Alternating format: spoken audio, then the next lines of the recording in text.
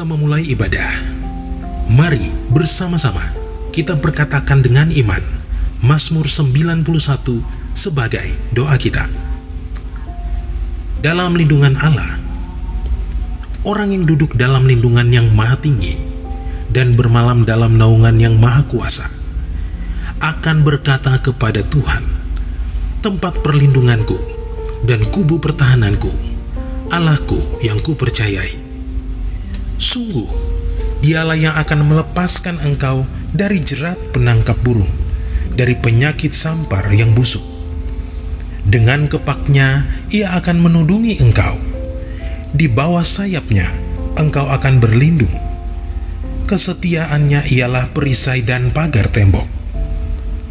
Engkau tak usah takut terhadap kedahsyatan malam, terhadap panah yang terbang di waktu siang, terhadap penyakit sampar yang berjalan di dalam gelap, terhadap penyakit menular yang mengamuk di waktu petang. Walau 1000 orang rebah di sisimu dan 10.000 di sebelah kananmu, tetapi itu tidak akan menimpamu. Engkau hanya menontonnya dengan matamu sendiri dan melihat pembalasan terhadap orang-orang fasik. Sebab Tuhan ialah tempat perlindunganmu, yang maha tinggi telah kau buat tempat perteduhanmu. Malapetaka tidak akan menimpa kamu, dan tulah tidak akan mendekat kepada kemahmu. Sebab malaikat-malaikatnya akan diperintahkannya kepadamu untuk menjaga engkau di segala jalanmu. Mereka akan menatang engkau di atas tangannya, supaya kakimu jangan terantuk kepada batu. Singa dan ular tedung akan kau langkahi. Engkau akan menginjak anak singa dan ular naga. Sungguh, hatinya melekat kepadaku, maka aku akan meluputkannya. Aku akan membentenginya, sebab ia mengenal namaku. Bila ia berseru kepadaku, aku akan menjawab. Aku akan menyertai dia dalam kesesakan. Aku akan meluputkannya dan memuliakannya. Dengan panjang umur akan kukenyangkan dia, dan akan kuperlihatkan kepadanya keselamatan daripadaku.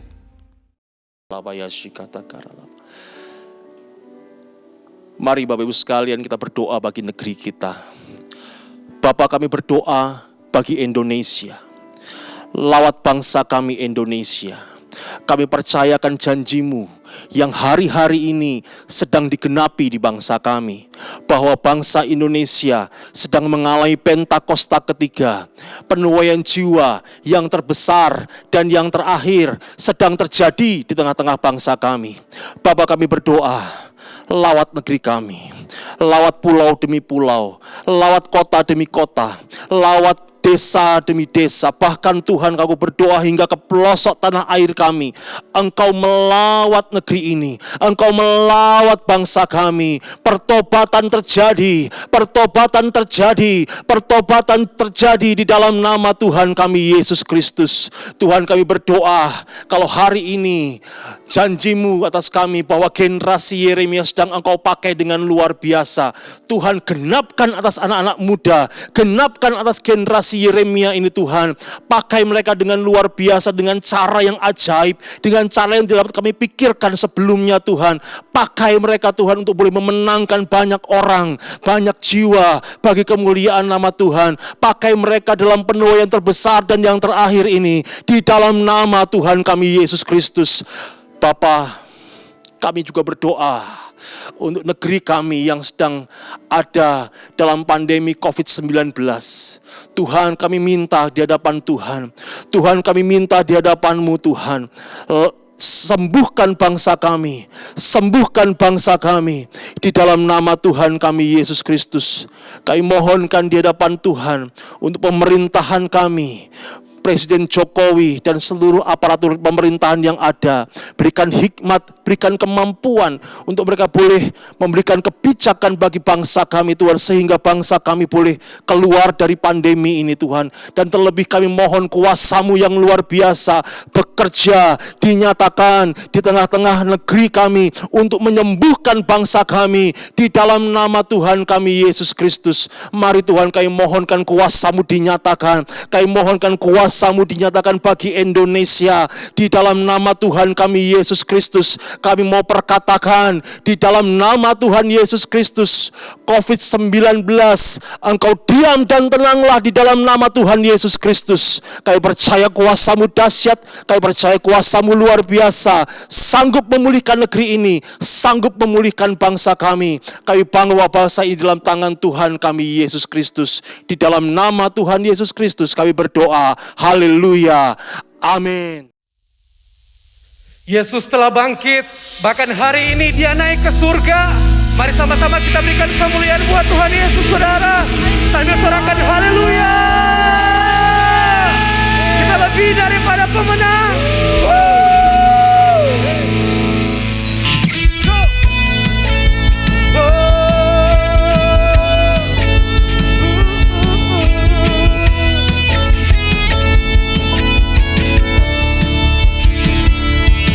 Oleh darah anak domba Allah, oleh kesaksian setiap kita menjadi umat pemenang, bahkan lebih daripada pemenang. Amin. Sorakan haleluya. Mari sambil bertepuk tangan Bapak Ibu Saudara.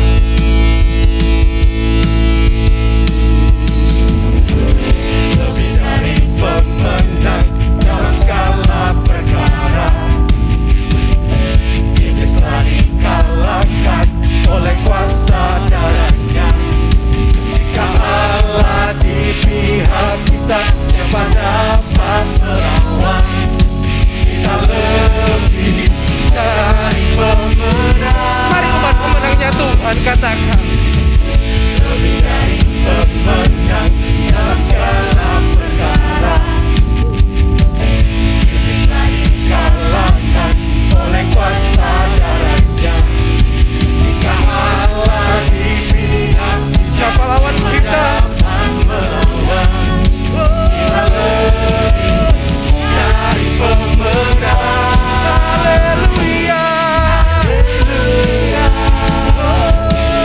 haleluya. Yesus Raja, segala raja. Haleluya. Kita gerejanya, kita lebih dari pemenang.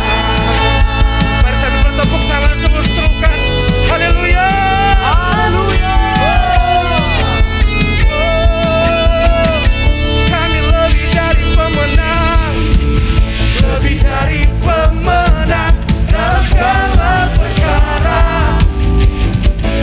Iblis telah dikalahkan oleh kuasa darahnya. Jika Allah di pihak kita, siapa lawan kita? Tidak ada, saudara. Haleluya, dibaringkanlah pancinya, Yesus Raja, segala raja. Haleluya, haleluya. Setiap gereja Tuhan bangkit. Kita lebih dari pemenang. Haleluya, haleluya. Kibarkan pancinya, Yesus Raja, segala raja, raja. Haleluya. Bangkitlah gerejanya, kita lebih dari pemenang. Siapa yang percaya bahwa kita umat-umat pemenang? Yang percaya katakan amin. Amin. Mari sama-sama.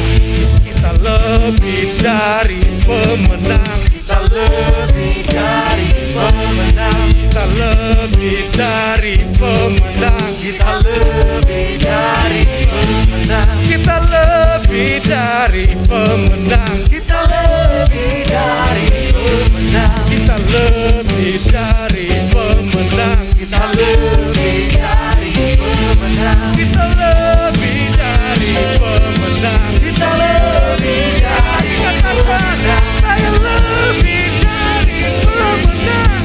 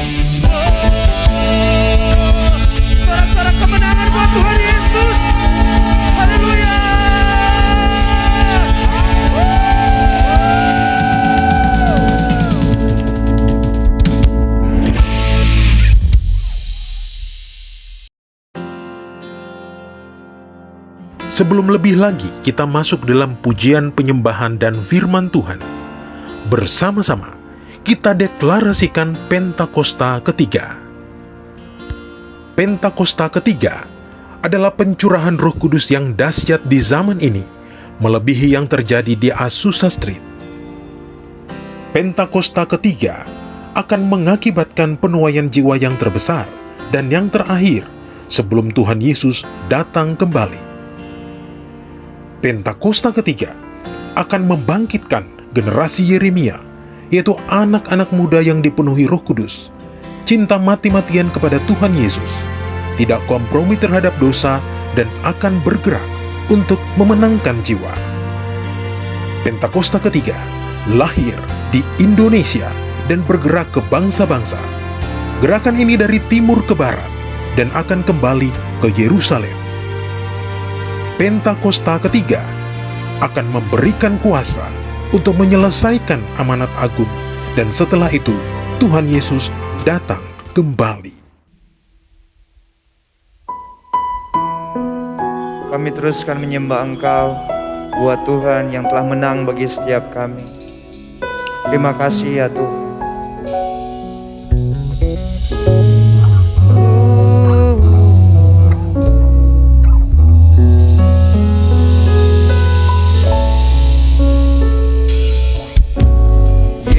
Yesus Tuhan ditinggikan atas segala alam, dimuliakan naik ke surga, berikan Roh Kudusnya.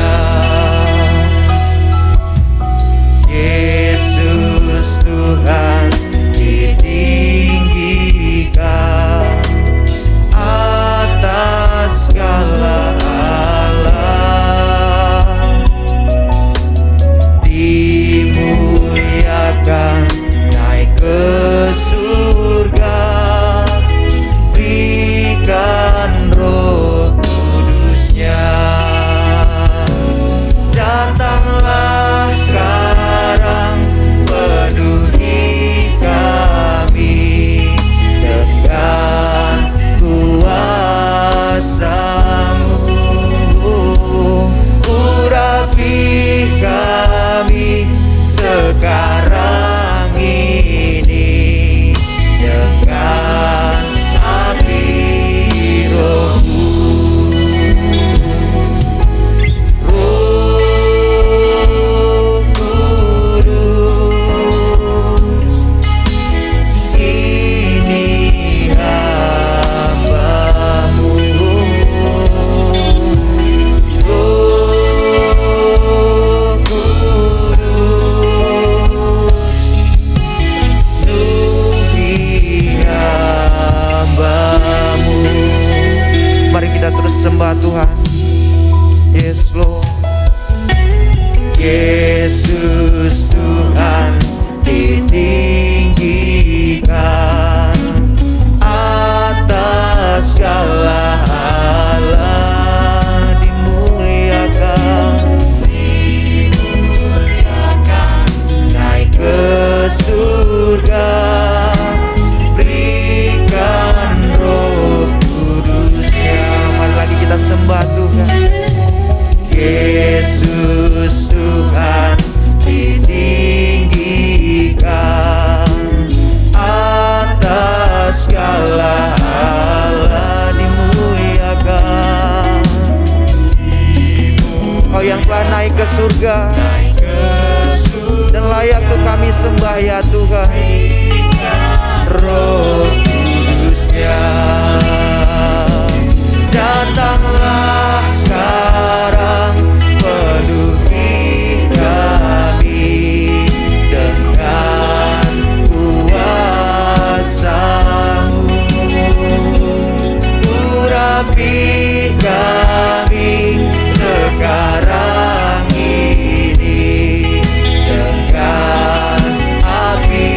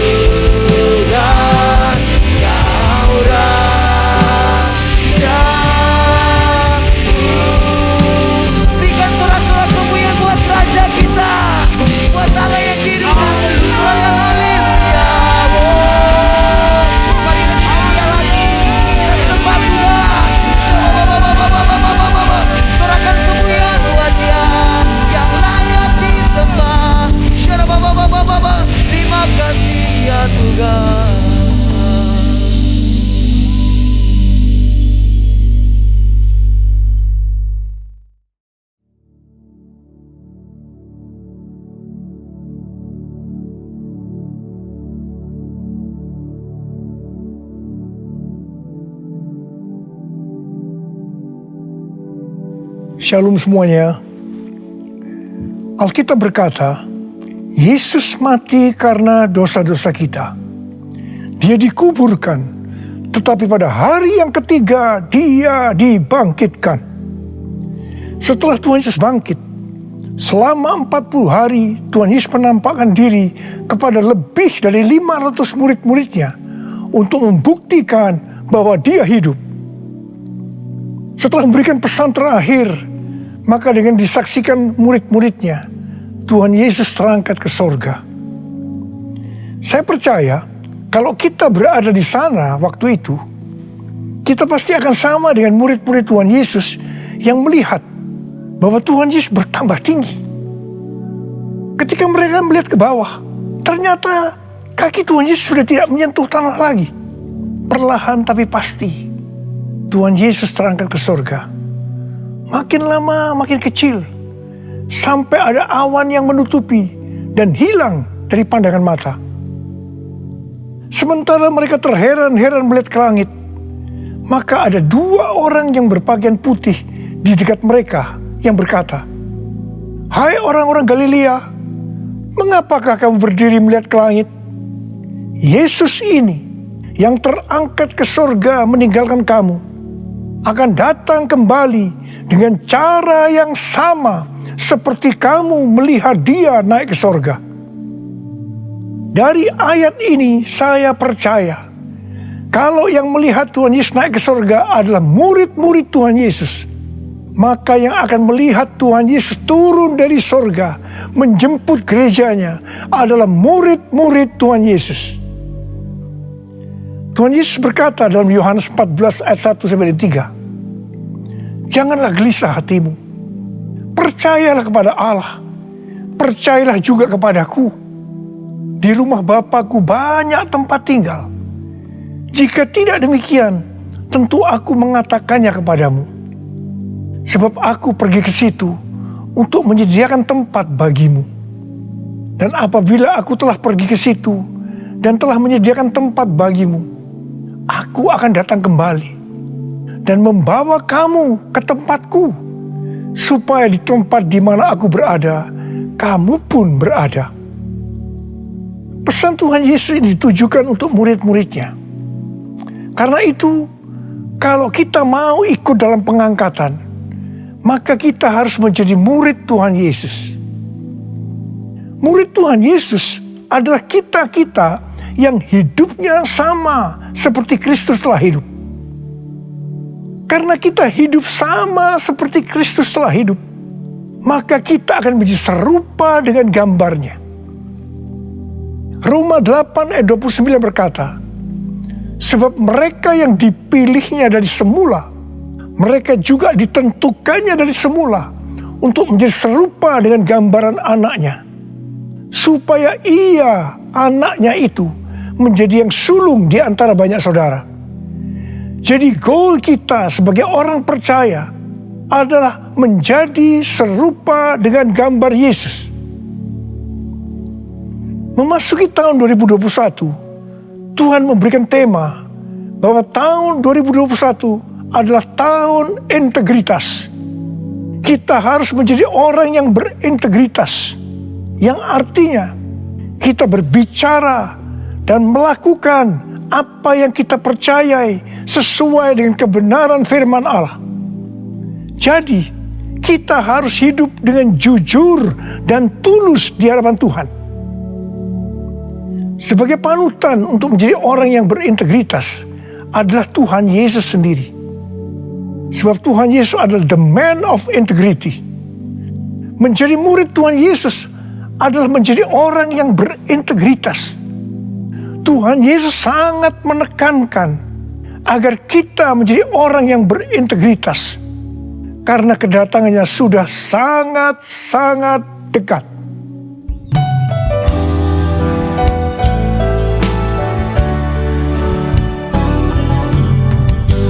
All my life you have been faithful, and all my life you have been so good. With every breath that I am able, I will sing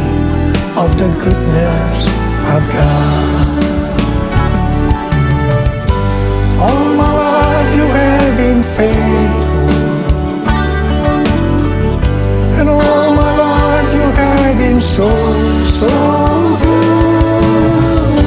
With every breath that I am able, I will sing of the goodness of God.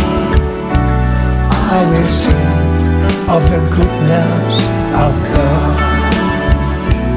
I will sing of the goodness of God.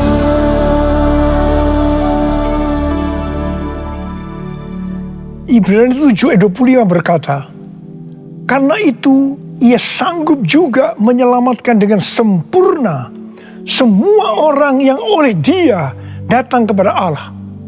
Sebab Ia hidup senantiasa untuk menjadi pengantara mereka. Tuhan Yesus di sorga menjadi pengantara kita. Artinya, sebagai pendoa syafaat bagi kita, supaya kita selamat secara sempurna. Kalau kita berbicara tentang keselamatan, maka ada 3 hal yang harus diperhatikan. Yang pertama, keselamatan bisa hilang. Yang kedua, hampir-hampir tidak diselamatkan. Yang ketiga, selamat dengan sempurna. Orang yang sudah percaya bisa kehilangan keselamatan. Matius 7 ayat 21 sampai dengan 23 berkata, bukan setiap orang yang berseru kepadaku, Tuhan, Tuhan, akan masuk ke dalam kerajaan sorga, melainkan dia yang melakukan kehendak Bapakku yang di sorga. Pada hari terakhir, banyak orang akan berseru kepadaku, Tuhan, Tuhan, bukankah kami bernubuat demi namamu, dan mengusir setan demi namamu, dan mengadakan banyak mujizat demi namamu juga? Pada waktu itulah aku akan berterus terang kepada mereka dan berkata, aku tidak pernah mengenal kamu. Enyahlah daripadaku, kamu sekalian pembuat kejahatan. Ini merupakan peringatan bagi hamba-hamba Tuhan yang sedang dipakai oleh Tuhan, agar pelayanan yang diberikan oleh Tuhan itu semata-mata hanya untuk menyatakan kemuliaannya, bukan untuk kemuliaan diri sendiri, bukan untuk mencari keuntungan pribadi, bukan untuk popularitas, di mana ini semua bisa mengakibatkan hilangnya keselamatan. Contoh seorang murid yang kehilangan keselamatan adalah Yudas. Yudas mengikut Yesus begitu lama, bahkan dicatat dalam Lukas 9 ayat 1 sampai dengan 6, ia bersama murid-muridnya yang lain pernah melakukan berbagai mujizat dan pelayanan kesembuhan. Namun, ia akhirnya memilih meninggalkan Tuhan, maka hilanglah keselamatannya. Mengenai hampir-hampir tidak diselamatkan, 1 Korintus 3 ayat 10 sampai dengan 15 berkata, bahwa kita membangun hidup kita ini dengan dasar Yesus Kristus. Pertanyaannya, bahan apa yang kita gunakan untuk membangun kehidupan kita ini? Apakah dengan bahan emas, perak, batu permata, ataukah dengan bahan kayu, rumput kering, atau jerami? Semua ini akan nampak pada hari Tuhan saat pekerjaan kita diuji dengan api. Jika pekerjaan kita tahan uji, artinya tidak terbakar karena terbuat dari bahan emas, perak, dan batu permata, maka kita akan mendapat upah. Tetapi sebaliknya, kalau pekerjaannya itu terbakar karena bahan yang digunakan adalah kayu, rumput kering, atau jerami, maka akan menderita kerugian. Selamat sih selamat, tetapi seperti keluar dari dalam api. Artinya, hampir-hampir tidak diselamatkan. Hampir-hampir tidak diselamatkan dapat diartikan, yang pertama, kehilangan upah atau pahala. Yang kedua, kedudukan yang rendah di sorga. Yang ketiga, kehilangan kesempatan pelayanan dan kekuasaan di sorga. Dan yang keempat, kehilangan kemuliaan dan kehormatan di hadapan Allah. Mari, Saya akan mengajak saudara untuk memperhatikan dengan serius pekerjaan pelayanan kita. Terutama juga termasuk kualitas kehidupan. Jangan menjadi orang Kristen yang acuh tak acuh, agar kita mendapatkan upah di sorga. Tuhan Yesus berada di sorga untuk mendoakan kita agar mendapat keselamatan yang sempurna. Bukan untuk kehilangan keselamatan, atau bukan hampir-hampir tidak diselamatkan. Supaya doa Tuhan Yesus ini terjadi, maka sesuai dengan 2 Petrus 1 ayat 5-11 dikatakan bahwa kita harus berusaha dengan sungguh-sungguh. Dengan sungguh-sungguh berusaha menambahkan kepada iman kita kebajikan. Artinya berbuat baik. Kemudian tambahkan lagi pengetahuan. Kemudian tambahkan lagi penguasaan diri. Tambahkan lagi ketekunan. Tambahkan lagi kesalehan, yang artinya hidup kudus. Tambahkan lagi kasih akan saudara-saudara seiman. Dan tambahkan lagi kasih akan semua orang. Kalau kita melakukan ini semua dengan sungguh-sungguh, maka kita akan lebih mengenal Tuhan Yesus Kristus. Dan kita tidak akan pernah tersandung. Dengan demikian, kita akan dikaruniakan hak penuh untuk memasuki kerajaan kekal, yaitu kerajaan Tuhan dan Juru Selamat kita, Yesus Kristus. Artinya, kita mendapatkan keselamatan yang sempurna. Haleluya! Oh, haleluya! Oh, haleluya! Haleluya! Haleluya! Oh, haleluya! Oh, haleluya! Haleluya! Haleluya! Pesan yang terakhir dari Tuhan Yesus untuk murid-muridnya terdapat dalam Kisah Para Rasul 1 ayat 8 yang berkata, "Tetapi kamu akan menerima kuasa kalau Roh Kudus turun ke atas kamu, dan kamu akan menjadi saksiku di Yerusalem dan di seluruh Yudea dan Samaria dan sampai ke ujung bumi." Setelah memberikan pesan yang terakhir itu, Tuhan Yesus naik ke sorga. Setelah itu apa yang dilakukan oleh murid-muridnya? Mereka pergi ke Yerusalem dan berkumpul di ruang atas atau kamar loteng. Mereka melakukan ini karena Tuhan Yesus yang menyuruh mereka agar tidak meninggalkan kota Yerusalem, karena mereka akan diperlengkapi dengan kekuasaan dari tempat tinggi.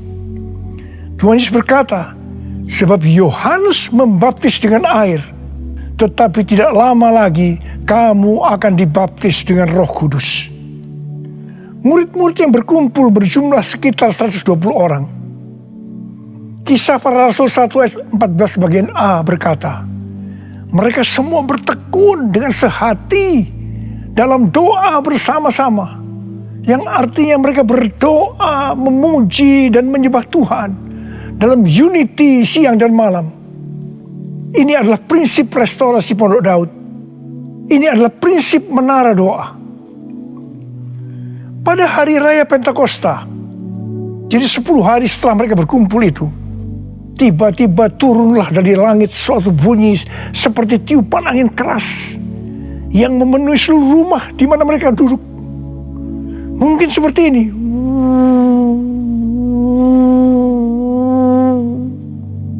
Dan tampaklah kepada mereka lidah-lidah seperti nyala api yang bertebaran dan hinggap pada mereka masing-masing. Maka penuhlah mereka dengan Roh Kudus. Lalu mereka mulai berkata-kata dalam bahasa-bahasa lain, seperti yang diberikan oleh Roh itu kepada mereka untuk mengatakannya. Itu adalah bahasa Roh. Orang yang dibaptis dengan Roh Kudus atau dipenuhi Roh Kudus, tanda awalnya adalah berbahasa roh.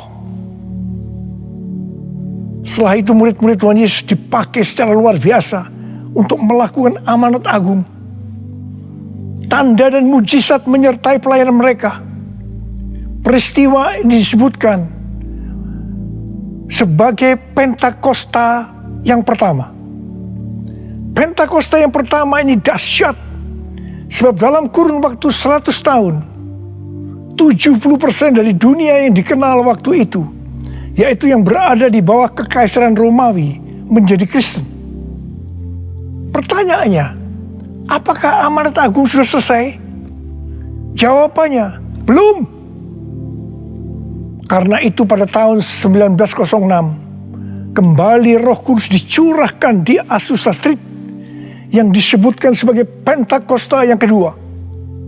Ciri-ciri yang menonjol dalam Pentakosta yang kedua ini adalah penekanan dalam hal berbahasa roh dan pelayanan mujizat dan kesembuhan. Meskipun seluruh karunia roh juga dicurahkan dengan limpahnya. Pentakosta kedua ini dahsyat. Sebab menurut Gordon Conwell Theological Seminary, bahwa 77,9% dari kekristenan yang ada pada saat ini dimulai dari awal abad ke-20. Ini berarti dimulai dari era peristiwa pencurahan Roh Kudus di Azusa Street atau Pentakosta yang kedua. Pertanyaannya, apakah amanat agung sudah selesai? Jawabannya, belum. Hari-hari ini, pencurahan Roh Kudus yang jauh lebih dahsyat dibanding dengan Azusa Street sedang terjadi. Ini disebutkan sebagai Pentakosta yang ketiga. Seperti yang terjadi pada Pentakosta pertama dan Pentakosta yang kedua. Maka berbahasa roh dan pelayanan kesembuhan juga terlihat begitu intens. Saya percaya dengan Pentakosta ketiga ini, amanat agung Tuhan Yesus akan selesai. Dan Tuhan Yesus akan datang kembali.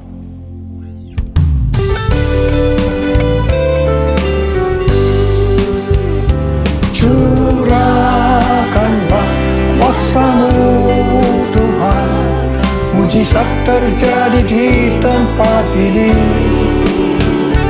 Curahkanlah kuasa-Mu Tuhan, mujizat terjadi sekarang ini. Curahkanlah kuasa-Mu Tuhan, mujizat terjadi di tempat ini.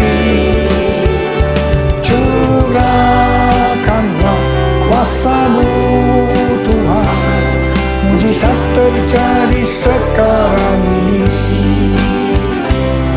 Mujizat terjadi sekarang ini. Mujizat terjadi sekarang ini.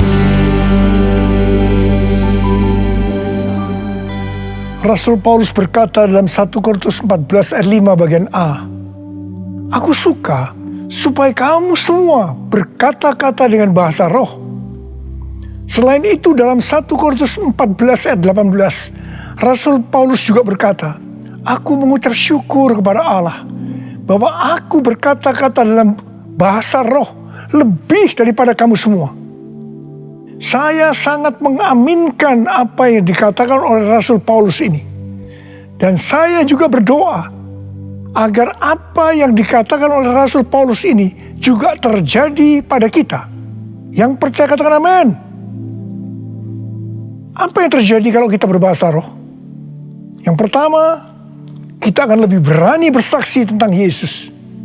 Kita ingat Petrus, di mana sebelum dia dibaptis dengan Roh Kudus, dengan tanda awal berbahasa roh, dia pernah menyangkal Yesus sebanyak 3 kali sebelum ayam berkokok. Setelah berbahasa roh, dia berani bersaksi tentang Tuhan Yesus, tidak peduli disesah dan dipenjarakan. Yang kedua, kalau kita berbahasa roh, maka sesuai dengan 1 Korintus 14 ayat 4 dikatakan, siapa yang berkata-kata dalam bahasa roh, dia membangun dirinya sendiri. Yang artinya, kalau kita berbahasa roh, kita membangun iman kita. Yang ketiga, Kalau kita berbahasa roh, kita akan lebih merasakan hadiratnya dan lebih intim dengan Dia. Karena ketika kita berbahasa roh, kita berkata-kata kepada Allah, bukan kepada manusia. Yang keempat, kalau kita berbahasa roh, kita akan bisa berdoa lebih lama lagi. Dan yang kelima, sesuai dengan 1 Korintus 14 ayat 14 dan 15 yang berkata, sebab jika aku berdoa dengan bahasa roh, maka rohkulah yang berdoa. Tetapi akal budiku tidak turut berdoa. Jadi apakah yang harus kubuat? Aku akan berdoa dengan rohku. Tetapi aku akan berdoa juga dengan akal budiku. Aku akan menyanyi dan memuji dengan rohku. Tetapi aku akan menyanyi dan memuji juga dengan akal budiku. Mari, bagi yang mau melakukan kata bersama saya, amin.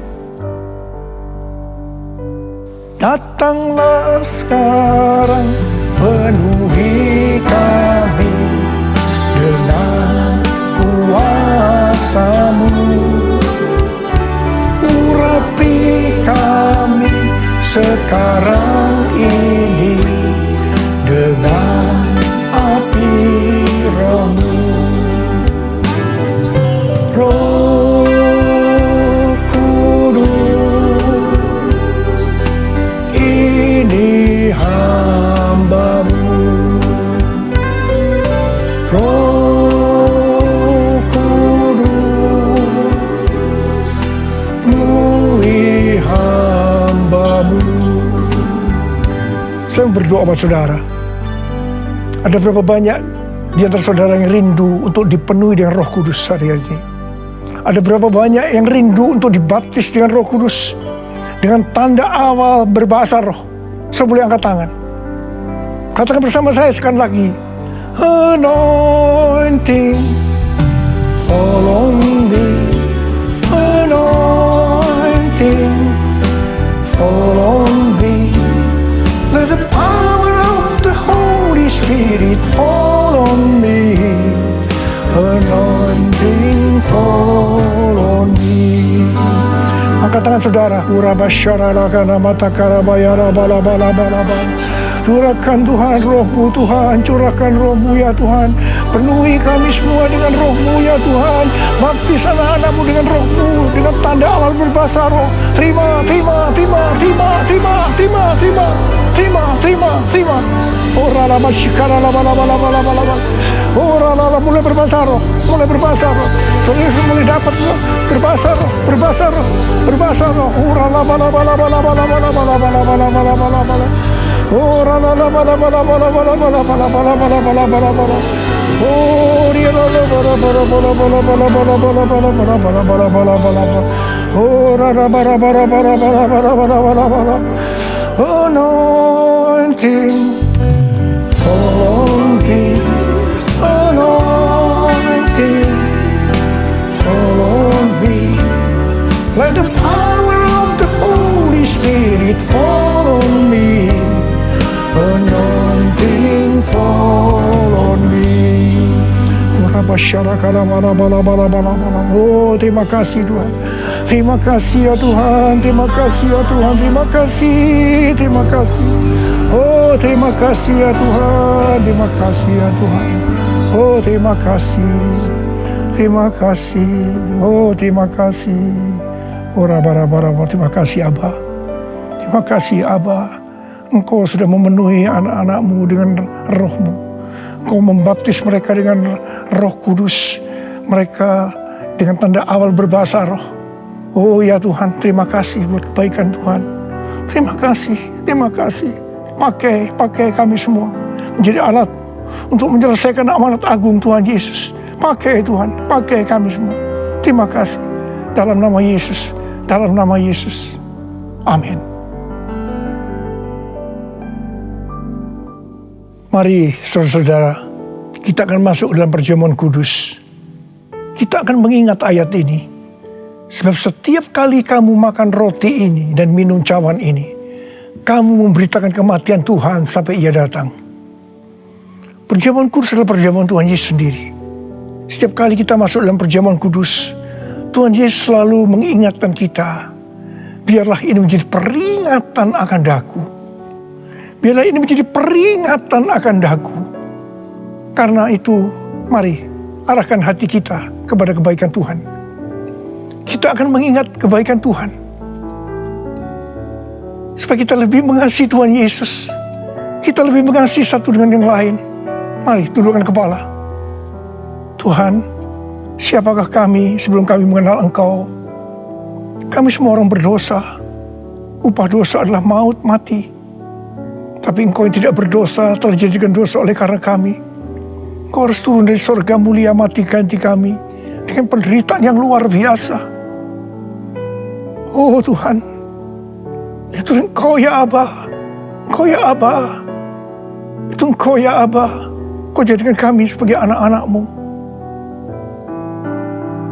Engkau tuntun kami, Engkau bela, Engkau berkati, Engkau lindungi kami. Engkau tegur juga kalau kami salah. Itu Engkau ya Aba. Itu Engkau.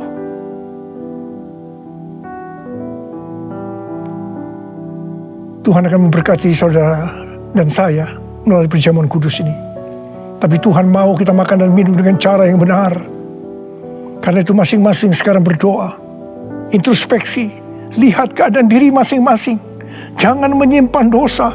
Kalau ada dosa yang selama ini belum diselesaikan, mari sebelum kita masuk makan dan minum perjamuan kudus, minta ampun. Minta ampun. Minta ampun. Ampuni saya Tuhan. Katakan ampuni saya Tuhan. Ampuni saya. Ampuni. Ya Tuhan, Kau lihat anak-anak-Mu Tuhan. Mereka sedang menyelesaikan dengan Engkau. Mereka sedang minta ampun. Ampuni mereka ya Aba. Ampuni mereka.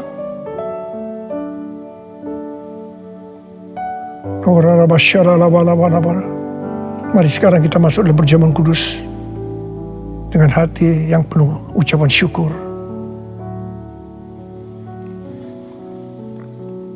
Sekarang mari angkat roti di tangan kanan kita tinggi-tinggi. Sebab apa yang telah kuteruskan kepadamu telah aku terima dari Tuhan. Yaitu bahwa Tuhan Yesus pada malam waktu ia diserahkan mengambil roti. Dan sesudah itu ia mengucap syukur atasnya. Ia memecah-mecahkan dan berkata, inilah tubuhku yang diserahkan bagi kamu. Perbuatlah ini menjadi peringatan akan aku. Selain dikasih Tuhan, bukankah roti yang kita pecah-pecahkan ini adalah persekutuan kita dengan tubuh Kristus? Mari kita makan dalam nama Yesus.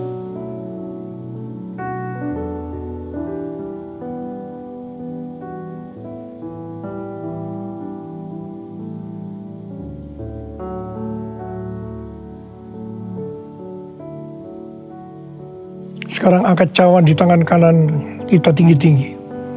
Demikian juga yang mengambil cawan sudah makan lalu berkata, cawan ini adalah perjanjian baru yang dimeteraikan oleh darahku. Perbuatlah ini setiap kali kamu meminumnya menjadi peringatan akan aku. Selain dikasih Tuhan, bukankah cawan pengucapan syukur yang atasnya kita ucapkan syukur adalah persekutuan kita dengan darah Yesus?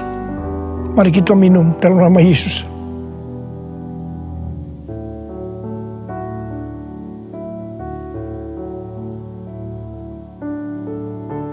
Karena mari angkat tangan kita di hadapan Tuhan. Ucapkan syukur. Dengan suara, jangan diam. Katakan Tuhan, terima kasih ya Tuhan. Terima kasih ya Tuhan, terima kasih. Kami bersyukur padamu ya Tuhan. Oh ralabakana mayarala bala bala bala bala. Oh terima kasih, terima kasih. Oh Tuhan, terima kasih, Engkau baik. Engkau baik ya Tuhan, Engkau baik ya Tuhan. Engkau baik. Mari kita katakan bersama, Tuhan Yesus. Tuhan Yesus, Engkau baik. Terima kasih buat kebaikan-Mu ya Tuhan. Terima kasih buat kebaikan-Mu. Oh Jesus. All my life you have been faithful. All my life you have been so good. With every breath that I am able, I will sing all the goodness of God. All my life you have been faithful, and all my life you have been so good. With every breath that I am able, I will sing of the goodness of God. I will sing of the goodness of God. I will sing of the goodness of God.